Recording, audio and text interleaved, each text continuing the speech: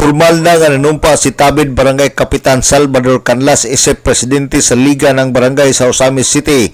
Si Canlas ang mulingkod sa konseyo isip ex-officio member sa City Council. Kagahapon gipahigayon ang leadership transition and turnover ceremony sulod sa Asinso Osamis Session Hall human sa regular session sa sangguniang panglungsod ug mismo si Mayor Sam Norman Puentes ang nag-administer sa maong otiking o gisaksihan sa membro sa sangguniang panglungsod sa pagpanguna ni Vice Mayor Bibi Neri, mga barangay kapitan sa 51 ka barangay, DILG Officer Angel Dibra ug uban pa.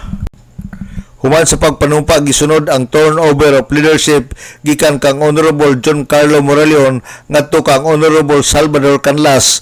Kanumduman nga si Barangay Kapitan Salvador Canlas ang nahimong Federated President sa Liga ng Barangay o bilingkod sa Sangguniang Panlalawigan isip ex-officio member sa Sangguniang Panlalawigan o si Moraleon ang Vice President sa Liga ng Barangay sa Osamis o bilingkod isip ex-officio member sa Sangguniang Panglungsod sa Osamis.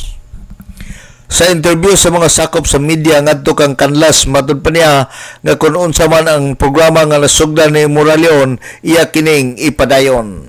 Karon sa akong pagbalik, ako gyapong isaad sa mga kapitan ug unsa tong mga na nasugdan na sa ato ang Vice President sa Liga diri sa Osamis. Ako yung ipadayon to, no, nga dili nagali ko maglisod kay plastan gyud kayo ang ato ang mga kapitanes diri sa Osamis. Grabe ang pagpangga sa ato ang Vice President no, sa Liga ng mga barangay sa Osamis. Gani sa akong paglingkod dito sa probinsya atong ilabay nga tuig, pagsugod gyud akong lingkod atong sa probinsya, wala na gyud nagali nako ko